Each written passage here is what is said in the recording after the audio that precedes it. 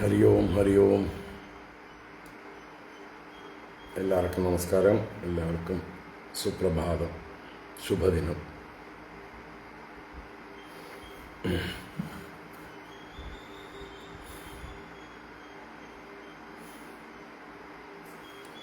ഓം ശുക്ലാംബരധരം വിഷ്ണും ശശിവർണം ചതുർഭുജം പ്രസന്നവദനം ധ്യായേത് സർവവിഘ്നോപശാന്തയേ. ഗുരവേ സർവലോകാനാം ഭിഷജേ ഭവരോഗിണാം നിധയേ സർവവിദ്യാനാം ദക്ഷിണാമൂർത്തയേ നമഃ. ജന്മാദ്യസ്യ യതോന്വയാദിതരതശ്ചാർത്തേഷ്വഭിജ്ഞസ്വരാട് തേനേ ബ്രഹ്മ ഹൃദായ ആദികവയേ മുഹ്യന്തി യത്സൂരയഃ. തേജോ വാരിമൃതാം യദാ വിനിമയോ യത്ര ത്രിസർഗോ മൃഷാ ധാംനാ സ്വേന സദാ നിരസ്തകുഹകം സത്യം പരം ധീമഹി. ധർമ്മഃ പ്രോജ്ജിതകൈതവോത്ര പരമോ നിർമ്മത്സരാണാം സതാം. വേദ്യം വാസ്തവമത്ര വസ്തു ശിവദം താപത്രയോന്മൂലനം. ശ്രീമദ്ഭാഗവതേ മഹാമുനികൃതേ കിം വാ പരൈരീശ്വരഃ. സദ്യോ ഹൃദ്യവരുദ്ധ്യതേത്ര കൃതിഭിഃ ശുശ്രൂഷുഭിസ്തൽക്ഷണാത്. നിഗമകൽപതരോർഗളിതം ഫലം സുഖമുഖാദമൃതദ്രവസംയുതം. പിബത ഭാഗവതം രസമാലയം മുഹുരഹോ രസികാ ഭുവി ഭാവുകാഃ. നാരായണം നമസ്കൃത്യ നരം ചൈവ നരോത്തമം ദേവീം സരസ്വതീം വ്യാസം തതോ ജയമുദീരയേത്. യം പ്രവ്രജന്തമനുപേതമപേതകൃത്യം ദ്വൈപായനോ വിരഹകാതര ആജുഹാവ. പുത്രേതി തന്മയതയാ തരവോഭിനേതുഃ തം സർവഭൂതഹൃദയം മുനിമാനതോസ്മി. യസ്വാനുഭാവമഖിലശ്രുതിസാരമേകം അധ്യാത്മദീപമതിതിതീർഷതാം തമോന്തം. സംസാരിണാം കരുണയാഃ പുരാണഗുഹ്യം തം വ്യാസസൂനുമുപയാമി ഗുരും മുനീനാം. മൂകം കരോതി വാചാലം പങ്കും ലംഘയത്തെ ഗിരിം യത്കൃപാതമഹം വന്ദേ പരമാനന്ദമാധവം. യം ബ്രഹ്മാ വരുണേന്ദ്രരുദ്രമരുതഃ സ്തുന്വന്തി ദിവ്യൈസ്തവൈഃ വേദൈഃ സാംഗപദക്രമോപനിഷദൈഃ ഗായന്തി യം സാമഗാഃ. ധ്യാനാവസ്ഥിതതദ്ഗതേന മനസാ പശ്യന്തി യം യോഗിനോ യസ്യാന്തം ന വിദുഃ സുരാസുരഗണാഃ. ദേവായ തസ്മൈ നമഃ. കോമളം കൂജയൻ വേണും ശ്യാമളോയം കുമാരകഃ. വേദവേദ്യം പരം ബ്രഹ്മ ഭാസതാം പുരതോ മമ. ഭൂതൈർമഹദ്ഭിർയയിമാ പുരോ വിഭുഃ നിർമായസേദേ യദമൂഷു പൂരുഷഃ. ഭുങ്ക്തേ ഗുണാൻ ഷോഡശ ഷോഡശാത്മകഃ സോലങ്കൃഷീഷ്ട ഭഗവാൻ വജാംസി മേ. സച്ചിദാനന്ദരൂപായ വിശ്വോത്പത്യാദിഹേതവേ താപത്രയ വിനാശായ ശ്രീകൃഷ്ണായ വയം നുമഃ. കൃഷ്ണായ വാസുദേവായ ഹരയേ പരമാത്മനെ പ്രണതക്ലേശനാശായ ഗോവിന്ദായ നമോ നമഃ. കൃഷ്ണായ വാസുദേവായ ദേവകീനന്ദനായ ച നന്ദഗോപകുമാരായ ഗോവിന്ദായ നമോ നമഃ. നമഃ പങ്കജനാഭായ നമഃ പങ്കജമാലിനേ നമഃ പങ്കജനേത്രായ നമസ്തേ പങ്കജാംഗ്രയേ. പീതാംബരം കരവിരാജിതശംഖചക്രകൗമോദകീ സരസിജം കരുണാസമുദ്രം രാധാസഹായമതിസുന്ദരമന്ദഹാസം. വാതാലയേശമനിശം ഹൃദി ഭാവയാമി. ഓം നമോ ഭഗവതേ വാസുദേവായ. ഓം നമോ നാരായണായ. ശ്രീ ഗുരുവായൂരപ്പ ശരണം. ഓം നമഃ പരമഋഷിഭ്യോ നമഃ പരമഋഷിഭ്യഃ ശ്രീ ഗുരുഭ്യോ നമഃ. ഹരി ഓം. എല്ലാവർക്കും നമസ്കാരം. എല്ലാവർക്കും സുപ്രഭാതം, ശുഭദിനം, 10ാം ഉദയം ആശംസകൾ. ഭാഗവത ജ്ഞാനഗംഗയിലേക്ക് ഏവർക്കും സുസ്വാഗതം.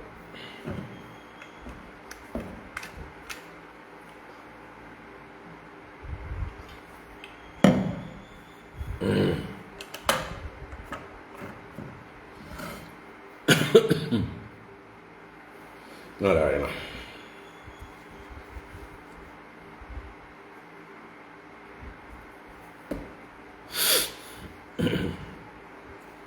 ഹരി ഓം.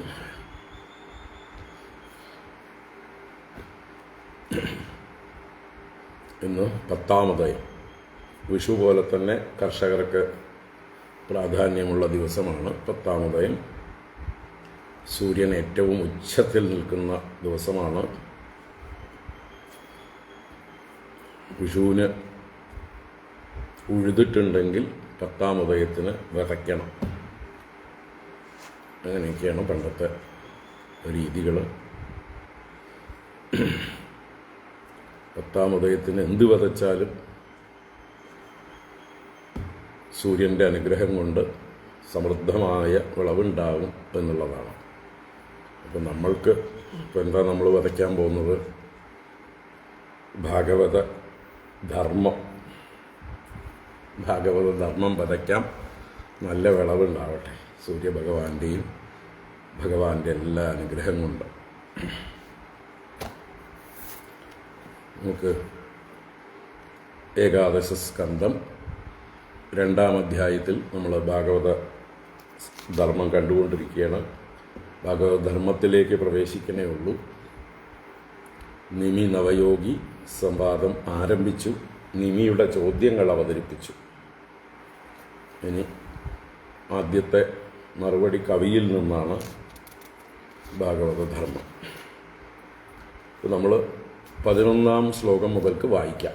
നാരദ ഉവാച. ഓം നമോ ഭഗവതേ വാസുദേവായ. അഥ ശ്രീമദ്ഭാഗവതേ ഏകാദശസ്കന്ധേ 2യോऽധ്യായഃ. നാരദ ഉവാച.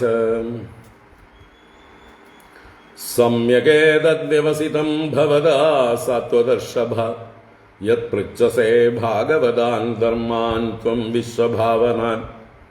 ശ്രുതോനുപഠിതോ ധ്യാതഃ ആദൃതോ വാനുമോദിതഃ സദ്യഃ പുനാദി സദ്ധർമ്മോ ദേവ വിശ്വദ്രുഹോഭിഃ.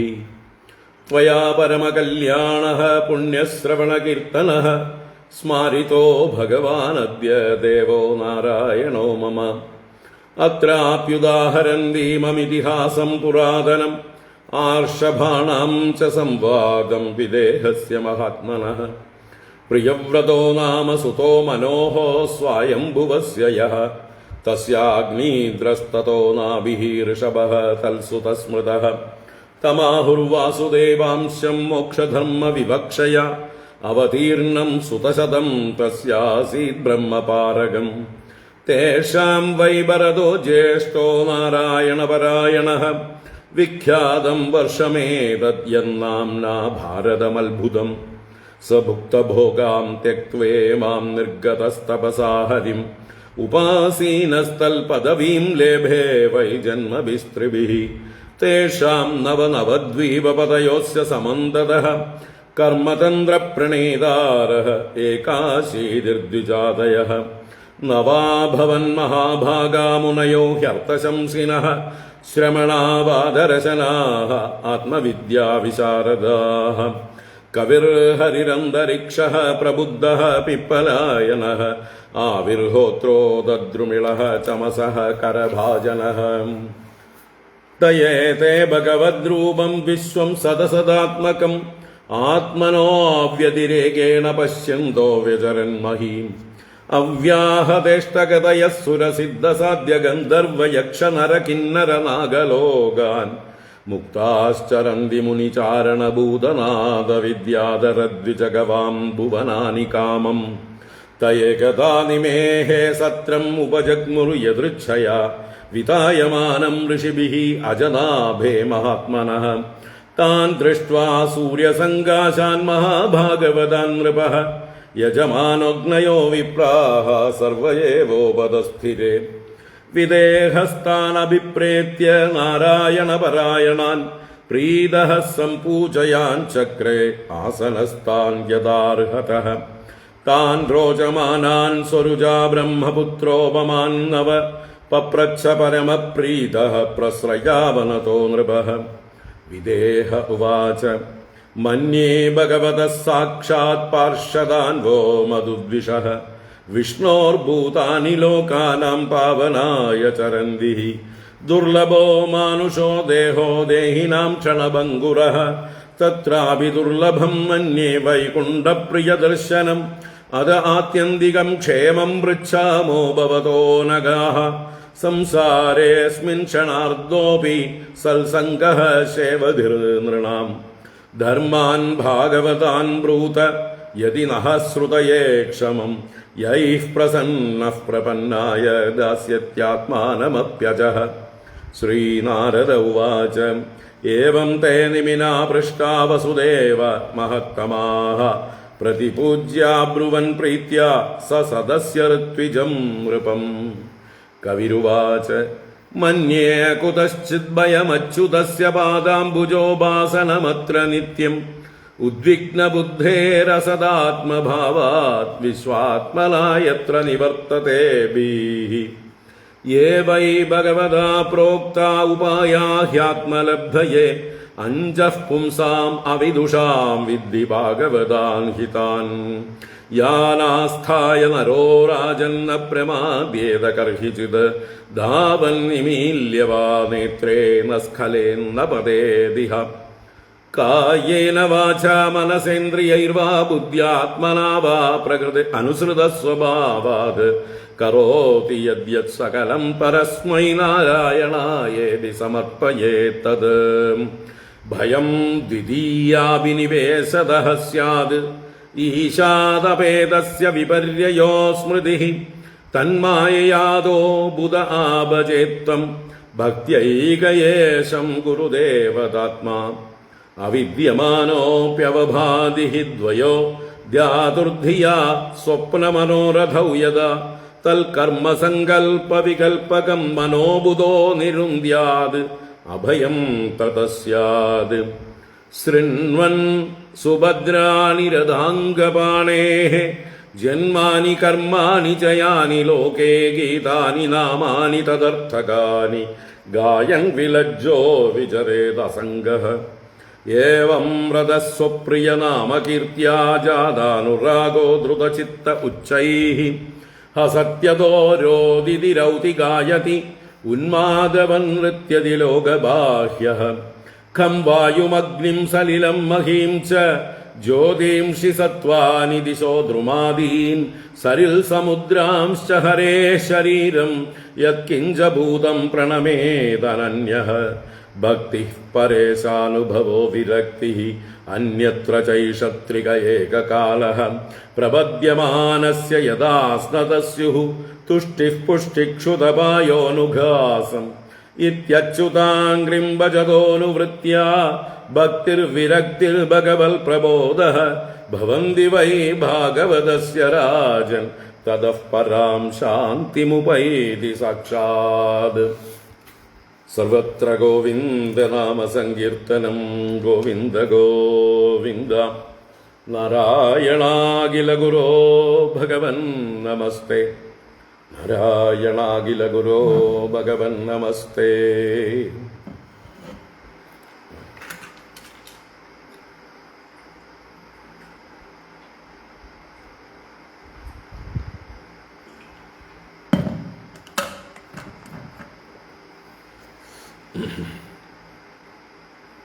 എല്ലാവർക്കും ഒരിക്കൽ കൂടെ നമസ്കാരം.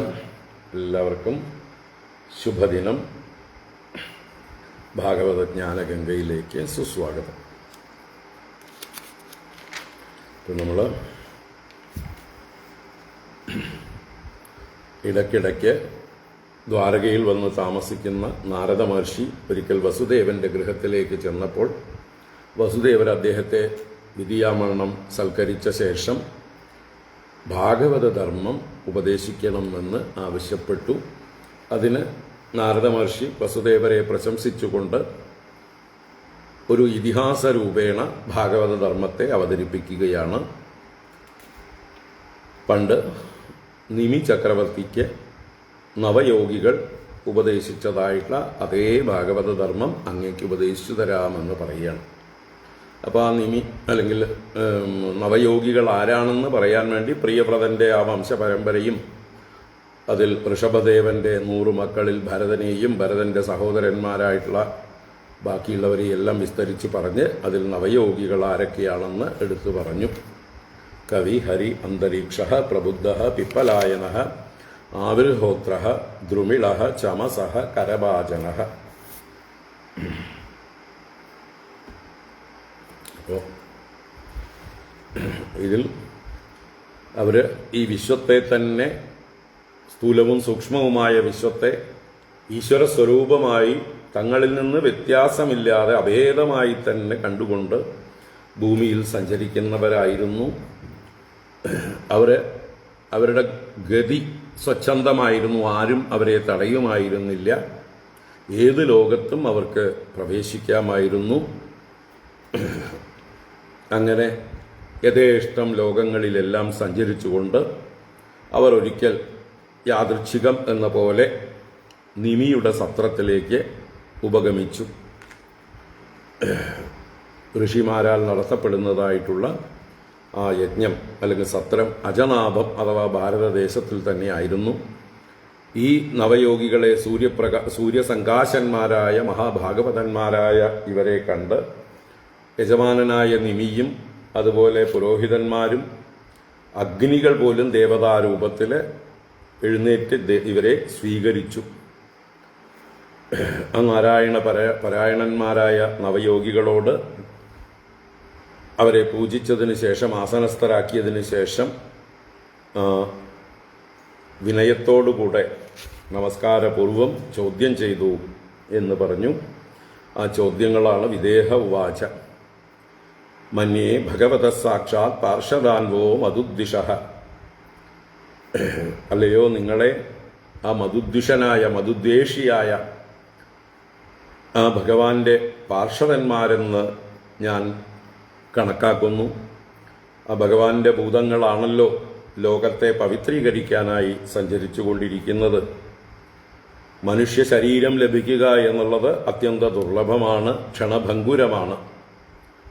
അതിലും ദുർലഭമായിട്ടുള്ളതാണ് വൈകുണ്ഠ പ്രിയദർശനം. ഭഗവാന് പ്രിയന്മാരായിട്ടുള്ള ആളുകളെ കണ്ടുകിട്ടുക എന്നുള്ളത് ഈ മനുഷ്യ ശരീരം കിട്ടുന്നതിനേക്കാൾ എത്രയോ ദുർലഭം ആണ്. അതുകൊണ്ട് തന്നെ നിഷ്കളങ്കരായ നിങ്ങളോട് ആത്യന്തികമായ ക്ഷേമത്തെക്കുറിച്ചാണ് ഞങ്ങൾ ചോദിക്കുന്നത്. ഈ സംസാര ദുരിതങ്ങളുടെ നടുവിൽ അല്പനേരമെങ്കിലും സത്സംഗം കിട്ടുക എന്ന് പറയുന്നത് ഒരു നിധിയേക്കാൾ വളരെ വിശേഷപ്പെട്ടതാണല്ലോ. അതുകൊണ്ട് ഞങ്ങൾക്ക് കേൾക്കുവാൻ അർഹതയുണ്ടെങ്കിൽ നിങ്ങൾ ഭാഗവത ധർമ്മങ്ങളെ ഉപദേശിക്കൂ. ഏതൊന്നുകൊണ്ട് പ്രസന്നരായിട്ടുള്ള ഭഗവാനെ ശരണം പ്രാപിച്ചതായിട്ടുള്ള ആളുകൾക്ക് ഭഗവാൻ തന്നെ നൽകുമോ? അങ്ങനെയുള്ള ആ ഭാഗവത ധർമ്മം ഞങ്ങൾക്ക് ഉപദേശിക്കൂ എന്ന് ആവശ്യപ്പെട്ടു. ഈ സമയത്ത് ഈ നവയോഗികൾ ഈ നിമിയുടെ ചോദ്യങ്ങൾക്ക് മറുപടി പറയാൻ ആരംഭിച്ചു എന്ന് നാരദ മഹർഷി ബന്ധിപ്പിച്ചു. ശ്രീ നാരദ ഉവാച. ഏവം തേ നിമിനാപൃഷ്ടാ വസുദേവ മഹത്തമാഹ പ്രതിപൂജ്യ ബ്രുവൻ പ്രീത്യ സദസ്യ ഋത്വിജം നൃപം. നാരദ മഹർഷി പരീക്ഷിത് രാജാവിനോട് പറയണം,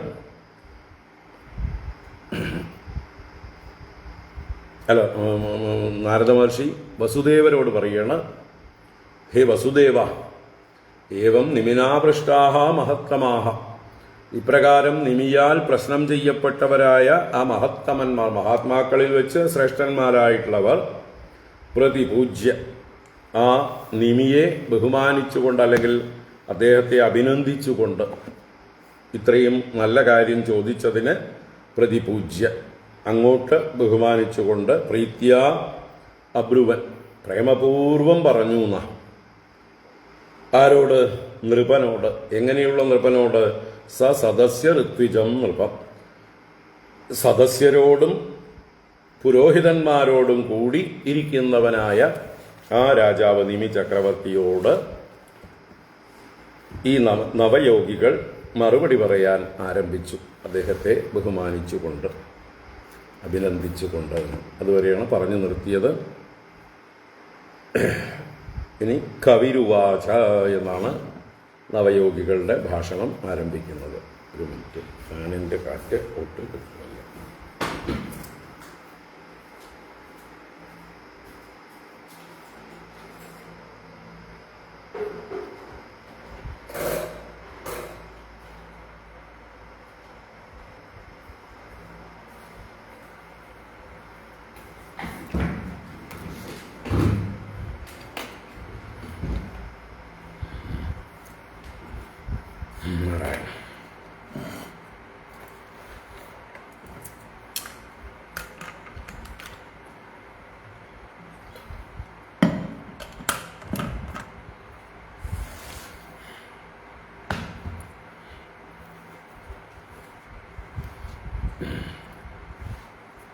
അപ്പോൾ നമുക്ക് കവി എന്ന മഹാത്മാവിൻ്റെ മറുപടി വളരെ എന്താ പറയുക, സിസ്റ്റമാറ്റിക്കായിട്ടാണ് ഇവരുടെ ഈ സംവാദം അവതരിപ്പിക്കപ്പെട്ടിട്ടുള്ളത്.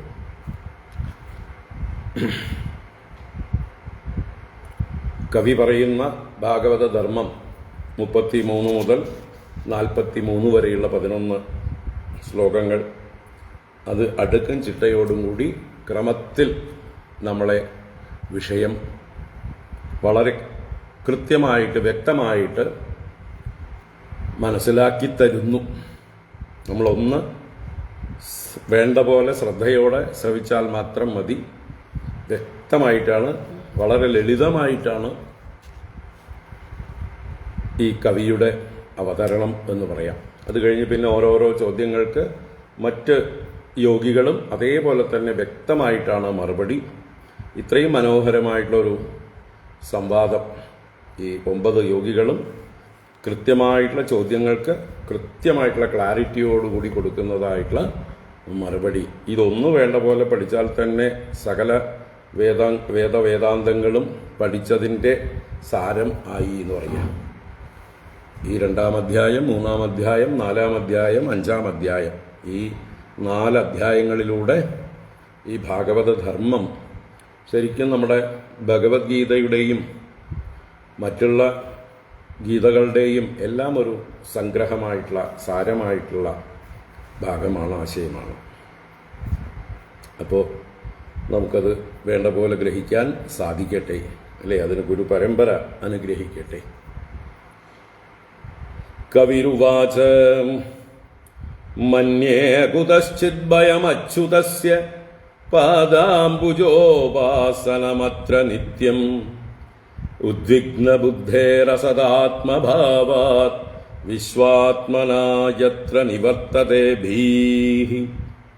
കവിരുവാച മന്യേ കുതശ്ചിദ്ഭയമച്യുതസ്യ പാദാംബുജോപാസനമത്ര നിത്യം ഉദ്വിഗ്നബുദ്ധേരസദാത്മഭാവാത് വിശ്വാത്മനാ യത്ര നിവർത്തതേ ഭീഃ. താൻ അവതരിപ്പിക്കാൻ പോകുന്ന ഭാഗവത ധർമ്മം എന്ന വിഷയത്തിന് ഒരു ആമുഖമായിട്ടുള്ള വാക്കുകളാണ്. എന്താണ് തനിക്ക് പറയാനുള്ള സാരം? സാരത്തെ ആദ്യം തന്നെ ഒരു സ്റ്റേറ്റ്മെൻ്റായിട്ട് പറയുന്നതിനെയാണ് ഉപക്രമം എന്ന് പറയുക. ഒരു പ്രബന്ധം അല്ലെങ്കിൽ ഒരു പ്രസംഗം എല്ലാം അവതരിപ്പിക്കുമ്പോൾ അതിന് അതിൻ്റേതായിട്ടുള്ള നിയമങ്ങൾ, ക്രമങ്ങളുണ്ട്. അപ്പോൾ അതിൽ ആദ്യത്തെ സ്റ്റേറ്റ്മെൻറ്റിനെ ഉപക്രമം എന്ന് പറയും. ഉപക്രമം എന്ന് പറഞ്ഞാൽ ആരംഭമാണ്. അപ്പോൾ ആ ഉപക്രമ സ്റ്റേറ്റ്മെൻറ്റ് എന്താണ് താൻ പറയാൻ പോകുന്നത്, ആരാണ് ഇത് കേൾക്കേണ്ടവർ, എന്താണ് വിഷയം, ഇങ്ങനെയുള്ള കാര്യങ്ങളെ സൂചിപ്പിക്കണം. അപ്പോഴേ വേണ്ടവർക്കത് കേൾക്കാൻ താല്പര്യപൂർവ്വം ചെവി കൂർപ്പിച്ച് ഇരിക്കേണ്ടതുള്ളൂ. അല്ലാത്തവർക്ക് സ്ഥലം വിടാം. അത് കഴിഞ്ഞിട്ടാണ് വിഷയ അവതരണം വരുന്നത്. വിഷയത്തിൻ്റെ മാഹാത്മ്യം അടുത്ത 2 ശ്ലോകങ്ങളിൽ പറയുകയും ചെയ്യുന്നു. അപ്പോൾ അടുത്ത 2 ശ്ലോകങ്ങൾ 34, 35 ശ്ലോകങ്ങളിൽ താൻ പറയാൻ പോകുന്ന വിഷയത്തിൻ്റെ മാഹാത്മ്യം അത് കൂടുതൽ ശ്രദ്ധ ഉണ്ടാക്കാൻ വേണ്ടിയിട്ടാണ്. ആരാണോ ഇത് കേൾക്കണം എന്ന ആഗ്രഹം ജനിക്കുന്നത് അവരുടെ ഉള്ളിൽ ഒന്നുകൂടെ എന്താ പറയുക, ആ ഒരു അതിനോടുള്ള ആദരവും ക്യൂരിയോസിറ്റിയും ശ്രദ്ധ എല്ലാം വർദ്ധിപ്പിക്കാൻ വേണ്ടി മാഹാത്മ്യവും പറയുന്നു. അത് കഴിഞ്ഞിട്ടാണ് ശരിക്ക് ഭാഗവത ധർമ്മം എന്ന വിഷയത്തെ ക്രമികമായിട്ട് അവതരിപ്പിക്കുന്നത്. അപ്പോൾ കവിരുവാച, ആദ്യത്തെ ഉത്തരം പറയുന്നത് കവി ആണ്. കവി എന്ന് പറഞ്ഞാൽ തന്നെ ഋഷിയാണ്. നാണ് ഋഷി കവി എന്നൊരു ചൊല്ലുണ്ട്. ഋഷി അല്ലാത്തവനെയാണ് അനഋഷി എന്ന് പറയുക. ഋഷിയുടെ ഓപ്പോസിറ്റാണ് അനഋഷി. ന ഋഷിഹി ഇതി അനഋഷി, ന അനഋഷിഹി കവി. ഋഷിയല്ലാത്തവൻ കവിയാവുകയില്ല. അപ്പൊ ആരാണ് ഋഷി എന്ന് ചോദിച്ചാൽ ഋച്ച് എന്ന് പറയുന്ന ധാതുവിൽ നിന്നാണ് ഋഷി ശബ്ദമുണ്ടാകുന്നത്. പല അർത്ഥങ്ങളാണ് ഋച്ച് എന്നുള്ള ധാതുവിന്. ഗമിക്കുക, പ്രാപിക്കുക, സഞ്ചരിക്കുക എന്നൊക്കെ അർത്ഥത്തിൽ പ്രയോഗിക്കും. ഋച്ഛതി, അടതി, ഋച്ഛതി, പ്രാപ്നോതി എന്നൊക്കെ അർത്ഥമാണ്. അപ്പോൾ സത്യാന്വേഷകനായി നടക്കുന്നവനും ഋഷിയാണ്, സത്യത്തെ സാക്ഷാത്കരിച്ചവനും ഋഷിയാണ്, ദീർഘദർശിയാണ്, ക്രാന്തദർശിയാണ്, സൂക്ഷ്മദർശിയാണ്. കവി എന്നുള്ള വാക്കിന് ഇങ്ങനെ ഒരുപാട് അർത്ഥങ്ങളുണ്ട്. അപ്പോൾ ഈ പ്രപഞ്ചത്തെ വേണ്ട പോലെ സത്യം അന്വേഷിച്ച് ആ സത്യത്തെ സാക്ഷാത്കരിച്ചിട്ടുള്ള ഒരു മഹാത്മാവ് തന്നെയാണ് ഈ കവി ഈ വിഷയത്തെ അവതരിപ്പിച്ച് തുടങ്ങുന്നത്. അപ്പോൾ എന്താണ് പ്രശ്നം എന്ന് പറയുകയാണ്. പ്രശ്നം ശ്ലോകത്തിൻ്റെ ഉത്തരാർദ്ധത്തിലാണ് പറയുന്നത്. അതിന് മറുപടിയും അവസാന വരികളിൽ പറയുന്നു. അതിന് ഏറ്റവും ഉത്തമമായിട്ടുള്ള പോം വഴി, പ്രതിവിധി എന്താണെന്ന് ആദ്യ വരികളിൽ പറയുന്നു. മന്യേ അകുതശ്ചിത് ഭയം അച്യുതസ്യ പാദാംബുജോപാസനം അത്ര നിത്യം. ഒരു സ്റ്റേറ്റ്മെന്റാണ്. അത്ര, അത്ര എന്ന് പറയുമ്പോൾ ഇവിടെ എന്നാണ് അർത്ഥം. ഇവിടെ എന്ന് പറഞ്ഞാലോ ഈ സംസാരത്തിൽ, ഈ ലോകത്തിൽ സത്യമറിയാതെ വിഷമിച്ചുകൊണ്ട് ദുഃഖികളായി കഴിയുന്ന ആളുകൾ എന്നർത്ഥം. അത്ര അകുതശ്ചിത് ഭയം. അകുതശ്ചിത് ഭയം എന്ന് പറഞ്ഞാൽ ന കുതശ്ചിത് ഭയം. കുതശ്ചിത് എന്ന് പറഞ്ഞാൽ എവിടുന്നെങ്കിലും. ന കുതശ്ചിതാണ് അകുതശ്ചിത്. അകുതശ്ചിത് ഒരിടത്ത് നിന്നും ഇല്ലാത്ത അവസ്ഥ. ഒരിടത്തു നിന്നും എന്തില്ലാതിരിക്കാൻ? ഭയമില്ലാതിരിക്കാൻ. അപ്പോൾ ഒരിടത്തു നിന്നും ഭയമില്ലാതിരിക്കാൻ അകുതശ്ചിത് ഭയം. എന്താ കിം കരണീയം? അച്യുതസ്യ പാദാംബുജോപാസനം നിത്യം കരണീയം ഇതി അഹം മന്യേ. അച്യുതസ്യ പാദാംബുജോപാസനം അത്ര നിത്യം കരണീയം. ആ കരണീയം എന്നുള്ളത് ഇവിടെ പറഞ്ഞില്ല എന്നേ ഉള്ളൂ, കർത്തവ്യം എന്നർത്ഥം. അപ്പൊ അകുതശ്ചിത് ഭയം എന്ന് പറഞ്ഞാൽ ഒരിടത്തു നിന്നും ഭയമില്ലായ്മയ്ക്കായിക്കൊണ്ട്. അപ്പൊ ലക്ഷ്യം അതാണ്, ഒരിടത്തു നിന്നും ഭയമില്ലാതിരിക്കാൻ. എവിടുന്നാ ഭയം ഉണ്ടാവുന്നത്? ഭയത്തിൻ്റെ കാരണം ദ്വൈതമാണ്. ദ്വിതീയാദ്വൈ ഭയം ഭവതി എന്ന് ഉപനിഷത്ത് വ്യക്തമായി പറഞ്ഞു തരുന്നുണ്ട്. രണ്ടിൽ നിന്നാണ് ഭയമുണ്ടാകുന്നത്, രണ്ടാമത്തതിൽ നിന്നാണ് ഭയമുണ്ടാകുന്നത്. രണ്ടാമത്തത് എന്ന് പറയുമ്പോഴോ നമ്മിൽ നിന്ന് അന്യമായിട്ടുള്ളത്. ഞാനാണ് ഒന്നാമൻ, പ്രഥമ പുരുഷൻ, അല്ലെങ്കിൽ എന്താ പറയുക, ഉത്തമ പുരുഷൻ. എന്നിൽ നിന്ന് അന്യമായിട്ടുള്ളതാണ് ദ്വിതീയം. അപ്പൊ ദ്വിതീയാത്, രണ്ടാമത്തതിൽ നിന്നാണ് ഭയം ഭവതി, ഭയമുണ്ടാകുന്നത്. അപ്പോൾ ഭയം എല്ലായിടത്തു നിന്നും ഭയമില്ലാതാവാൻ എന്താ വഴി? എല്ലായിടത്തും രണ്ടില്ല എന്ന് ഉറപ്പിക്കുകയാണ് വേണ്ടത്. എല്ലായിടത്തും കാണുന്നതെല്ലാം ഞാൻ എന്നെ തന്നെയാണ് കാണുന്നത് എന്ന് കണ്ടാലോ ഭയമില്ലാതാവും. അതാണ് ഇനി പറയാൻ പോകുന്ന സർവഭൂതേഷു യഃ പശ്യേ ഭഗവദ്ഭാവം ആത്മനഃ ഭൂതാനി ഭഗവതി ആത്മനി ഏഷ ഭാഗവതോത്തമഃ എന്നൊക്കെ ഇനി അടുത്ത ഹരി എന്ന മഹാത്മാവ് പറഞ്ഞു തരും. എല്ലായിടത്തും എല്ലാറ്റിലും തന്നെ തന്നെ കാണുക. അത് ഈ കവിയും അവസാന ഭാഗത്ത് പറയുന്നുണ്ട്. എങ്ങനെയായാൽ ഈ അദ്വൈത ദർശനം സാധ്യമാകും, അത് ക്രമികമായി പറഞ്ഞ് അദ്ദേഹവും കൺക്ലൂഡ് ചെയ്യുന്നുണ്ട്. നിങ്ങൾക്ക് ഈ ലോകത്തിൽ കാണുന്നതെല്ലാം അനന്യമായി ഭഗവത് സ്വരൂപമായി കാണാറാവും. അപ്പോൾ എല്ലാ ഭയവും നിവർത്തിക്കും എന്ന് അവസാനം പറയുന്നുണ്ട്.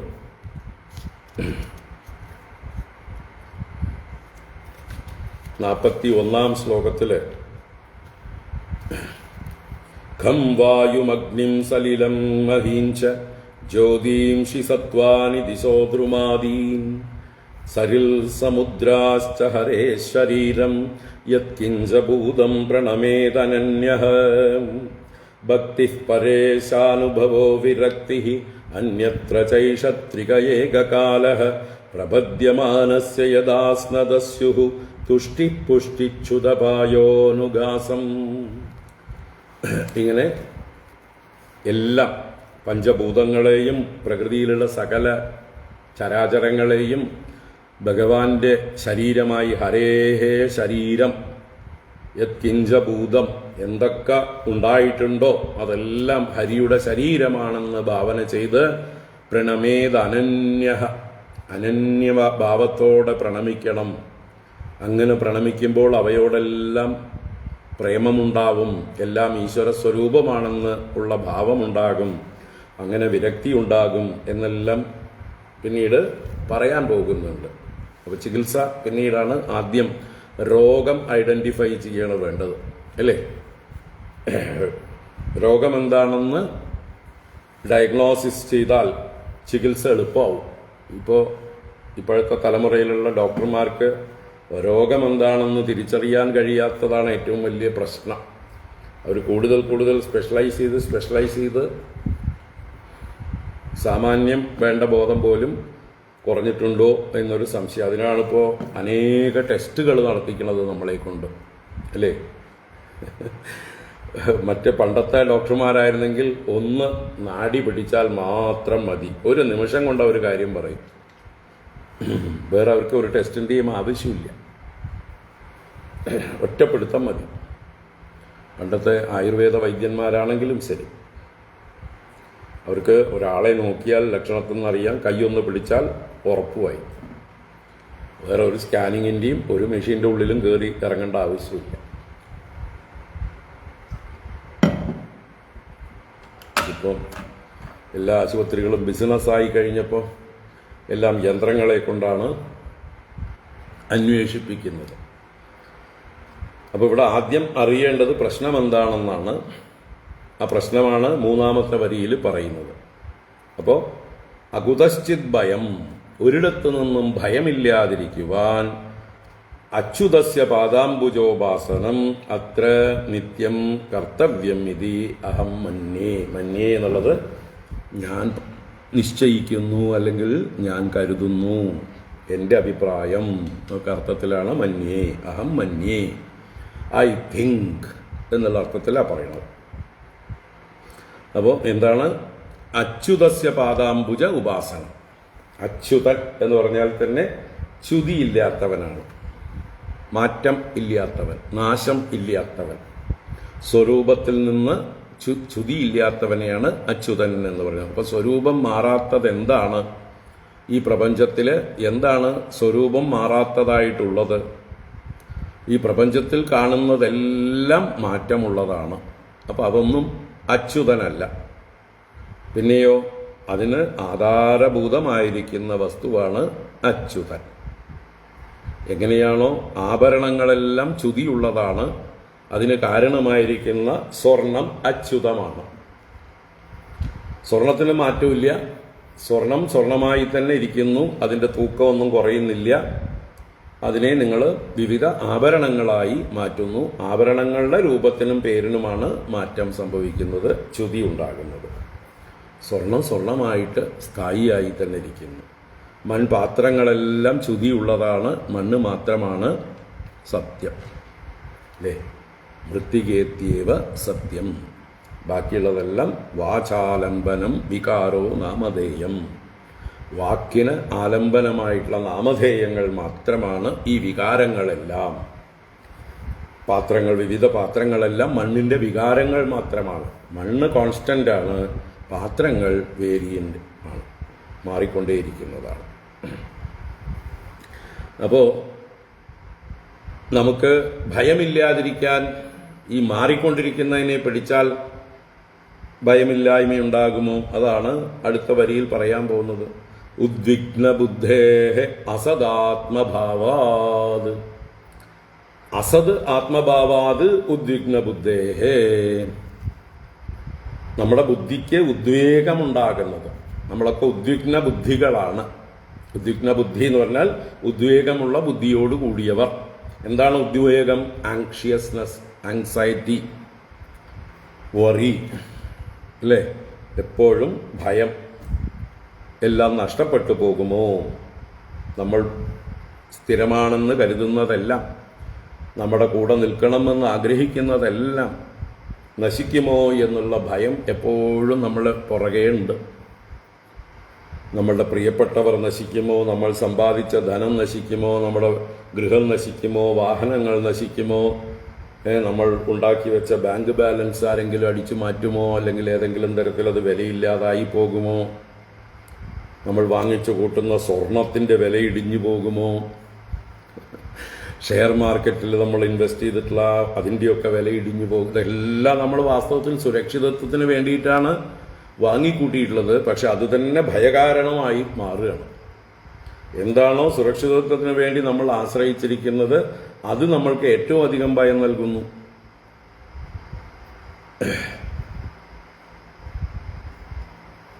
പുത്രാദപി ധനഭാജാം ഭീതിഹി.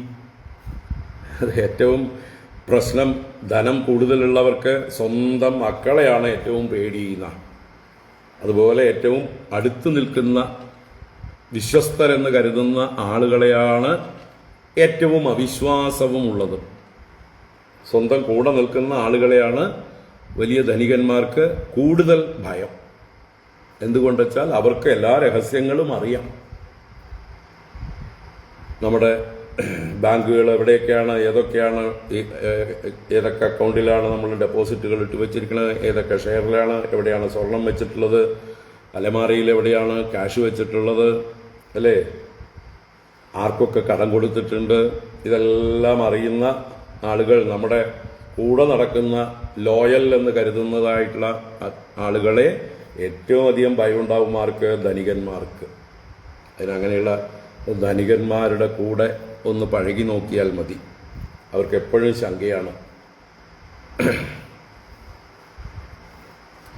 കാരണം ഈ ലോകത്തിൽ അങ്ങനെയുള്ള കൂടെ നടന്നിട്ടുള്ള ലോയൽ എന്ന് അഭിനയിച്ച് നടന്നിട്ടുള്ളവർ തന്നെയാണ് ഈ പറയുന്ന ധനികന്മാരെ ഏറ്റവും കൂടുതൽ ചതിച്ചിട്ടുള്ളവരും. അതാണ് ചരിത്രം. കൂടെ നടന്നിട്ടുള്ളവരാണ് ഏറ്റവും അധികം ചതിച്ചിട്ടുള്ളത്. അല്ലാതെ ഒരു പരിചയമില്ലാത്ത ആൾക്കാരൊന്നും വന്ന് കൊള്ളയടിച്ച് പോവാറില്ല. പാകിസ്ഥാനികളോ ആഫ്രിക്കക്കാരോ അല്ല നമ്മുടെ ശത്രുക്കൾ. അയൽവാസികൾ പോലും ആയിരിക്കില്ല. നമ്മുടെ കൂടെയുള്ള ആളുകളായിരിക്കും പലപ്പോഴും നമ്മുടെ ധനം അപഹരിക്കാനായിക്കൊണ്ടും മറ്റുമൊക്കെ എപ്പോഴും എന്താ പറയുക, തക്കം പാർത്ത് നിൽക്കുക. അത് എല്ലാവർക്കും ഭയമുണ്ടാക്കും. അപ്പോൾ എന്തൊന്നാണോ സെക്യൂരിറ്റിക്ക് വേണ്ടി ഉണ്ടാക്കിയിരിക്കുന്നത് അതുതന്നെ ഭയകാരണമായി മാറുന്നു. അതെല്ലാ വിഷയത്തിലും ചിന്തിക്കുക. ഞാൻ വിസ്തരിക്കേണ്ട ആവശ്യമില്ല, അനുഭവസ്ഥരായിരിക്കും നിങ്ങളിൽ പലരും. അപ്പൊ എന്താണ് ഈ ദുഃഖം? ഉദ്വിഗ്ന ബുദ്ധിക്ക് കാരണം അസദാത്മഭാവാത്, അസത്തിൽ ആത്മബുദ്ധി.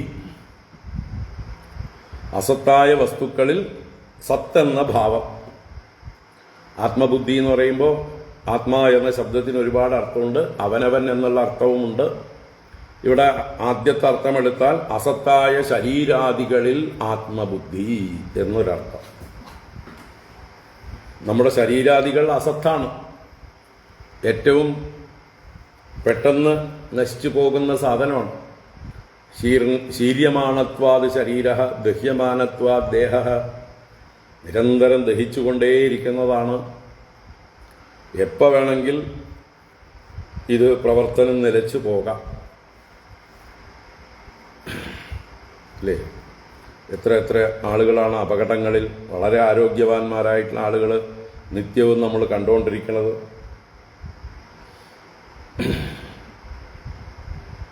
കേരളത്തിൽ നിന്ന് ടൂറ് പോയ ആളുകൾ വാൾപ്പാറയിൽ വെച്ച് വാൻ മറിഞ്ഞ് എത്ര പേര് പാവങ്ങൾ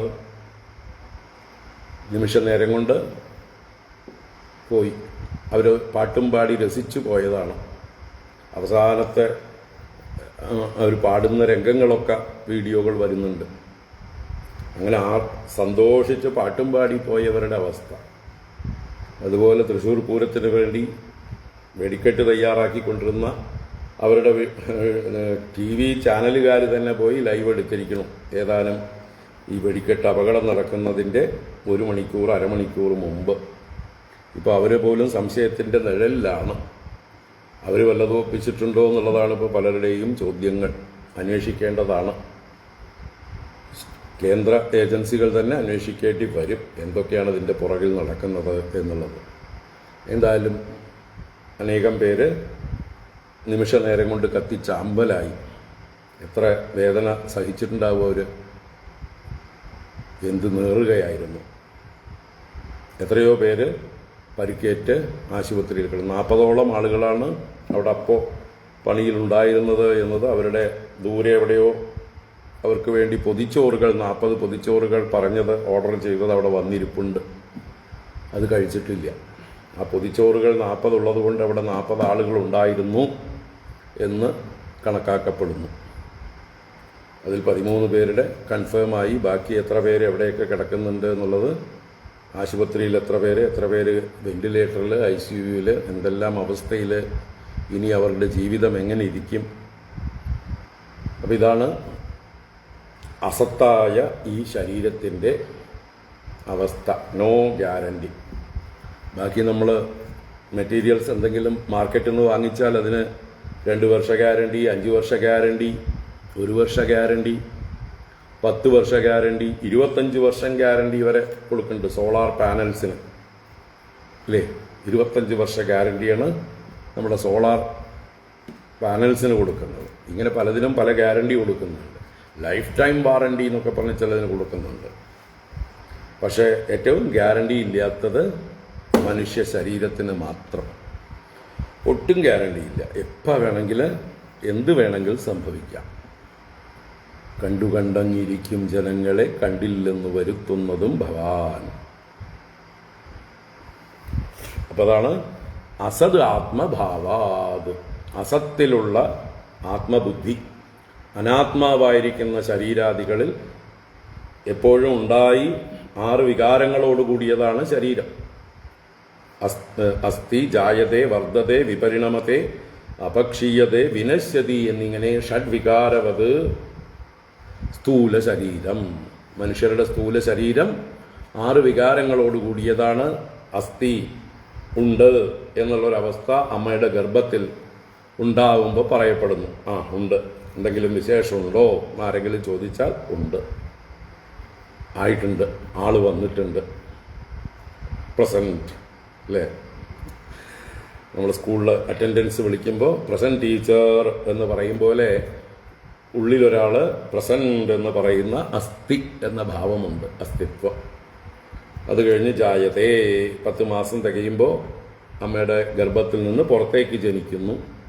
അത് കഴിഞ്ഞ് വർദ്ധതേ, അത് വർദ്ധിച്ചു വളർന്നുകൊണ്ടേയിരിക്കുന്നു. വിപരിണമതേ, അതിൽ പല പരിണാമങ്ങളും സംഭവിച്ചു കൊണ്ടിരിക്കുന്നു. അത് കഴിയുമ്പോൾ അപക്ഷീയത്തെ, പതുക്കെ ക്ഷയിക്കാൻ, ജരാനരകൾ ബാധിക്കാൻ തുടങ്ങുന്നു. അത് കഴിയുമ്പോൾ ഒരു ദിവസം വിനശ്യതി, പരിപൂർണമായിട്ട് മരണത്തിന് കീഴടങ്ങുന്നു. അപ്പം ഇങ്ങനെ 6 വികാരങ്ങളുള്ള അസത്തായ, സത്തല്ലാത്ത, സത്തെന്ന് പറഞ്ഞാൽ എന്താണ്? 3 കാലത്തും അസ്തിത്വമുള്ളതിനെയാണ് സത്ത് എന്ന് പറയുന്നത്. ത്രികാല അബാധിതം വസ്തു, 3 കാലത്തും നാശമില്ലാത്തതിനെയാണ് സത്ത് എന്ന് പറയുന്നത്. അതിൻ്റെ ഓപ്പോസിറ്റാണ് ഇവിടെ അസത്ത്. അപ്പോൾ ദേഹാദികളൊക്കെ അസത്താണ്.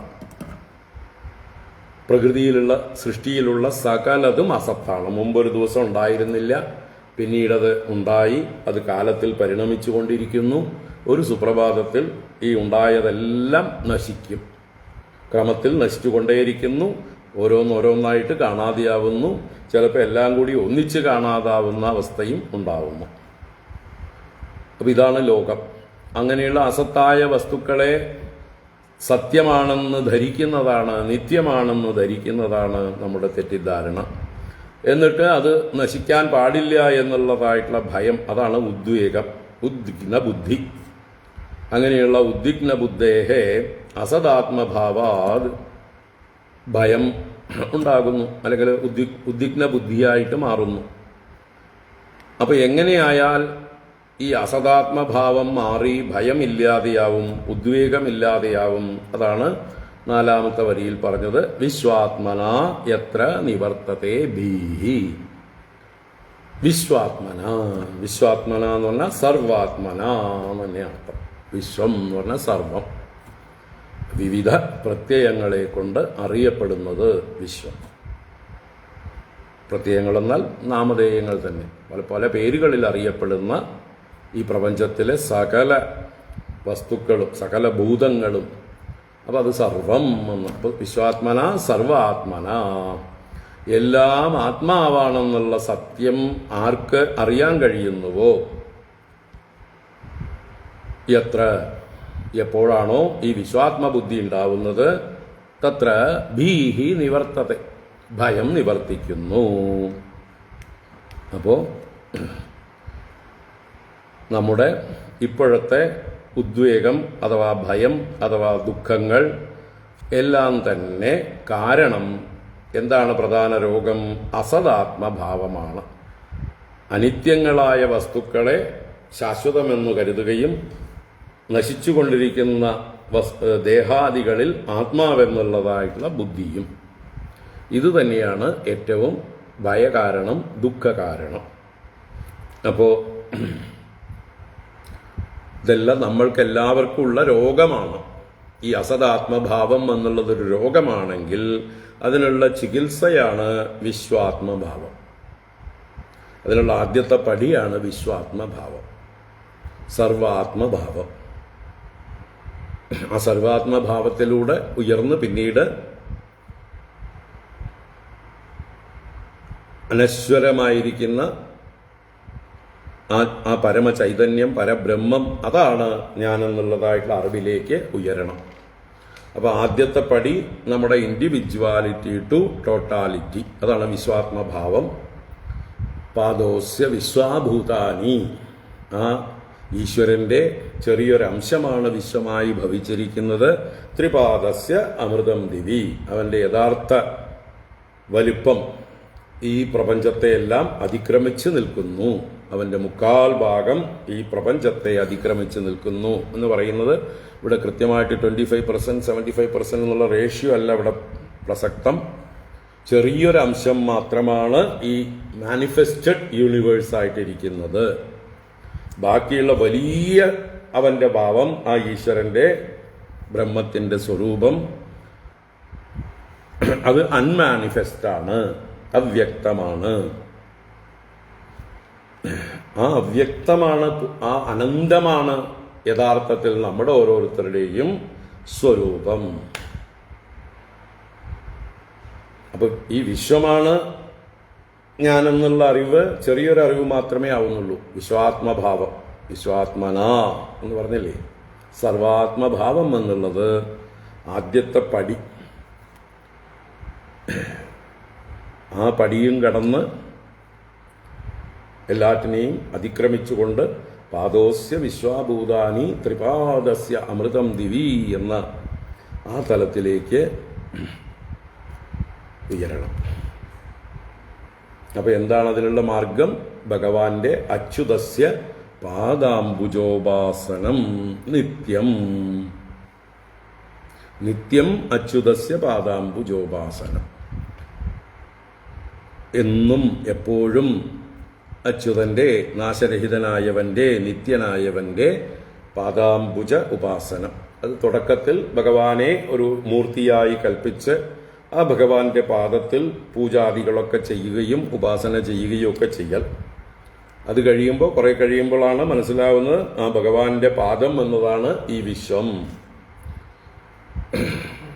ഭഗവാന്റെ പാദോപാസനം എന്ന് പറഞ്ഞാൽ പാദോസ്യ വിശ്വാഭൂതാനി, ആ ഭഗവാന്റെ പാദമാണ് ഈ വിശ്വമായി ഭവിച്ചിരിക്കുന്നത്. അതുകൊണ്ട് വിശ്വത്തെ മുഴുവൻ സേവിക്കലാണ്, വിശ്വത്തെ വണങ്ങലാണ് വിശ്വനാഥനുള്ള പൂജ എന്നുള്ള അവസ്ഥയിലേക്ക് നമ്മുടെ ആറ്റിറ്റ്യൂഡ് മാറണം. അത് അവസാനത്തേക്ക് പറയുന്നുണ്ട്. അപ്പോൾ അതാണ് ഇവിടുത്തെ ആദ്യം സംഗ്രഹിച്ച് ആശയത്തെ ഒന്ന്, പ്രബന്ധത്തെ ഉപക്രമത്തിലൂടെ അവതരിപ്പിച്ചു. ഇനി ഈ ഒരു അറിവിന്റെ, ഈ ഒരു ഭാഗവത ധർമ്മത്തിന്റെ, ഈ അച്യുതസ്യ പാദാംബുജം ഉപാസനമാണ് വാസ്തവത്തിൽ ഭാഗവത ധർമ്മം. അച്യുതസ്യ പാദാംബുജോപാസനമാണ് ഭാഗവത ധർമ്മം. അത് തന്നെയാണ് നമ്മൾ ഭാഗവതം ആരംഭിച്ചപ്പോൾ സത്യം പരം ധീമഹി എന്ന് പറഞ്ഞത്. സത്യം പരം ധീമഹി എന്ന് പറഞ്ഞാൽ അച്യുതസ്യ പാദാംബുജം അഹം നിത്യം ധീമഹി. പരമസത്യം എന്ന് പറഞ്ഞാൽ അച്യുതന്റെ പാദം തന്നെ. അതിനെ ഞാൻ നിത്യവും അനുസന്ധാനം ചെയ്യുന്നു. അപ്പൊ സത്യം പരം ധീമഹി എന്ന ഭാവം, എന്ന ബുദ്ധി, ആ ബോധം എപ്പോഴും ഉള്ളിൽ കൊണ്ടു നടക്കുക. എന്നിട്ട് എന്ത് ചെയ്യുമ്പോഴും ആ അച്യുതൻ സന്തോഷിക്കണം. ആ പരമസത്യസ്വരൂപനായ ഭഗവാൻ പ്രസാദിക്കണം എന്ന ഭാവത്തോടുകൂടി ചെയ്യാൻ പോകുന്നതിനെയാണ് അച്യുതസ്യ പാദാംബുജോപാസനം. ആ അച്യുതസ്യ പാദാംബുജോപാസനം ഇനി 36 ശ്ലോകത്തിൽ പറയുന്ന കായേന വാചാ മനസേന്ദ്രിയർവാ ബുദ്ധ്യാത്മനാവാ പ്രകൃതേ സ്വഭാവാത്, അതാണ് അച്യുതസ്യ പാദാംബുജോപാസനം. അപ്പൊ ഇവിടെ സംഗ്രഹിച്ച് പറഞ്ഞ അച്യുത പാദാംബുജ ഉപാസനത്തെ ഇനി 36 ശ്ലോകം മുതൽക്ക് വിസ്തരിക്കാൻ പോകുന്നു. അതാണ് ഭാഗവത ധർമ്മം. അപ്പൊ ഈ ശ്ലോകത്തിൽ എന്താ ഭാഗവത ധർമ്മം എന്ന് ചോദിച്ചാൽ അച്യുതസ്യ പാദാംബുജോപാസനം നിത്യം. അതിന്റെ എക്സ്പ്ലനേഷൻ വരാനിരിക്കുന്നു. അപ്പോ പ്രോബ്ലം അഥവാ എന്താണ് ഡിസീസ് എന്നത് ആദ്യം ഡയഗ്നോസ് ചെയ്യുക. അത് കഴിഞ്ഞ് അതിനുള്ള ചികിത്സ, ഇത് രണ്ടും ഇവിടെ പറഞ്ഞിട്ടുണ്ട്. പ്രശ്നം, രോഗം ഉദ്വിഗ്ന ബുദ്ധിയാണ്. അതിൻ്റെ രോഗമൂലം കാരണം അസദാത്മഭാവമാണ്. ആ അസദാത്മഭാവം നീങ്ങാൻ വിശ്വാത്മബുദ്ധി വരണം. വിശ്വാത്മബുദ്ധി വരാനുള്ള മാർഗം അച്യുതസ്യ പാദാംബുജോപാസനം. ക്രമത്തിൽ മനസ്സിലാക്കാം. അപ്പോൾ ഇനി 2 ശ്ലോകങ്ങളെ കൊണ്ട് ഈ ഭാഗവത ധർമ്മത്തിൻ്റെ അഥവാ ഈ അച്യുതസ്യ പാദാംബുജോപാസനം എന്ന മാർഗത്തിൻ്റെ മഹത്വത്തെ പറയുകയാണ്.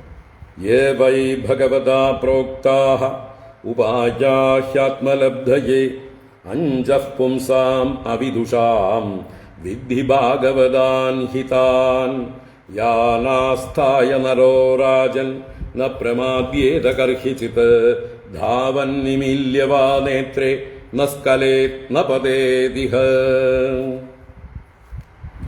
യേ വൈ ഭഗവതാ പ്രോക്താഃ ഉപായാഹ്യാത്മലബ്ധയേ അഞ്ജഃ പുംസാം അവിദുഷാം വിദ്ധി ഭാഗവതാൻ ഹിതാൻ. യേ വൈ ഭഗവതാ പ്രോക്താഃ ഉപായാഃ ആത്മലബ്ധയേ. ഇവിടെ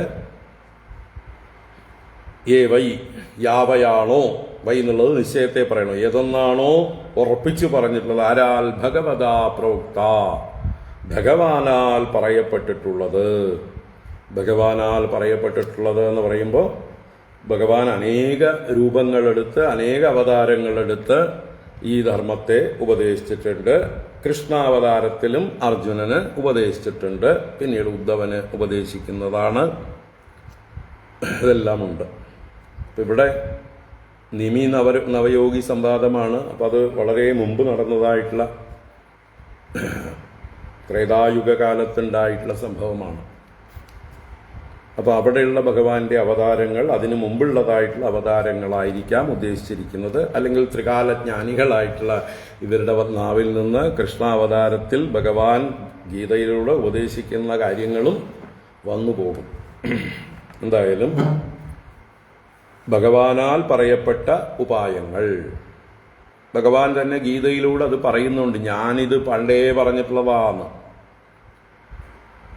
അഹം വിവസ്വതേ യോഗം പ്രോക്തവാനഹമവ്യയം, ഇമം വിവസ്വതേ യോഗം പ്രോക്തവാനഹമവ്യയം, വിവസ്വാൻ മനവേ പ്രാഹ മനുരിക്ഷ്വാകവേ ബ്രവീത്, ഏവം പരമ്പരാ പ്രാപ്തം ഇമം രാജർഷയോ വിദുഃ, സകാലേനേഹ മഹതാ യോഗോ നഷ്ടഃ പരന്തപ.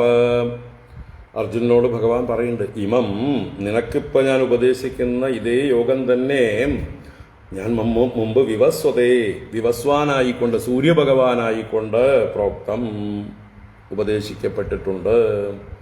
ആ വിവസ്വാൻ സൂര്യദേവൻ തൻ്റെ പുത്രനായ വൈവസ്വത മനുവിന് ഉപദേശിച്ചിട്ടുണ്ടെന്ന് വെച്ചാലോ ഈ നിമിയുടെ അച്ഛൻ ഉപദേശിച്ചിട്ടുണ്ട് എന്നർത്ഥം. അപ്പൊ നിമിയുടെ അച്ഛനായ വൈവസ്വത മനുവിന് സൂര്യൻ വിവസ്വാൻ ഉപദേശിച്ചു. വിവസ്വാൻ ആരുപദേശിച്ചു? ഭഗവാൻ ഉപദേശിച്ചു. അപ്പൊ അങ്ങനെ പരമ്പരാപ്രാപ്തമായിട്ടുള്ളതാണ് ഈ അറിവ്.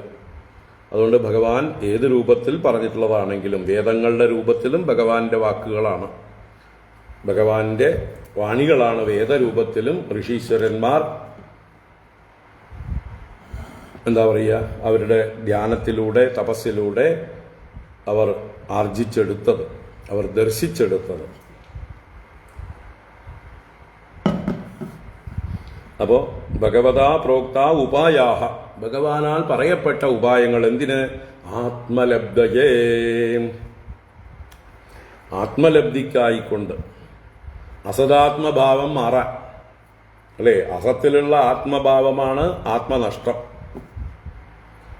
ആത്മാനഷ്ടമായി. ആത്മാവാസ്തവത്തിൽ തത്വത്തിൽ ആത്മാവിന് നാശമില്ല, നഷ്ടപ്പെടുകയില്ല. അതെന്നും നമ്മുടെ കൂടെ. വേറെല്ലാം നഷ്ടപ്പെട്ടാലും നഷ്ടപ്പെടാത്തതായിട്ട് ഒന്ന് മാത്രമേ ഉള്ളൂ, ആത്മാ. പക്ഷേ ആ ആത്മാ നഷ്ടപ്പെട്ടു എന്ന് പറയുന്നത് എപ്പോഴാണ്? സ്വകണ്ഠാഭരണം യഥാ, അവനവന്റെ കണ്ടത്തിൽ മാല വെച്ചിട്ട് ആ മാലയെ കാണാതെ പുറത്തൊക്കെ തെരയും പോലെ. അയ്യോ, എൻ്റെ മാല എവിടെ, എൻ്റെ മാല എവിടെ, എൻ്റെ മാല എവിടെ? മാല നഷ്ടപ്പെട്ടിട്ടുണ്ടോ? നഷ്ടപ്പെട്ടിട്ടില്ല. പക്ഷേ തൻ്റെ ദൃഷ്ടിയിൽ നിന്ന് തൽക്കാലം മറയ്ക്കപ്പെട്ടിരിക്കുന്നു, തനിക്കത് കാണാൻ കിട്ടുന്നില്ല. അതുകൊണ്ട് തൻ്റെ ആ വല്ലാത്തൊരു പരിഭ്രമത്തിൽ ഉള്ളിലേക്കൊന്നും നോക്കാൻ തോന്നുന്നുമില്ല. അത്യന്ത രജോഗുണം വർദ്ധിച്ചിരിക്കുന്ന അസ്വസ്ഥതയിൽ എല്ലാവരെയും കുറ്റപ്പെടുത്തിക്കൊണ്ട് നാട് മുഴുവൻ ഓടി നടക്കുകയാണ്, നോക്കേണ്ടിടത്ത് മാത്രം നോക്കുന്നില്ല. ഇത് തന്നെയാണ് നമ്മുടെ ഈ അവസ്ഥ. ആത്മാവിനെ നമ്മൾ ഇങ്ങനെയാണ് നഷ്ടപ്പെടുത്തിയിരിക്കുന്നത്.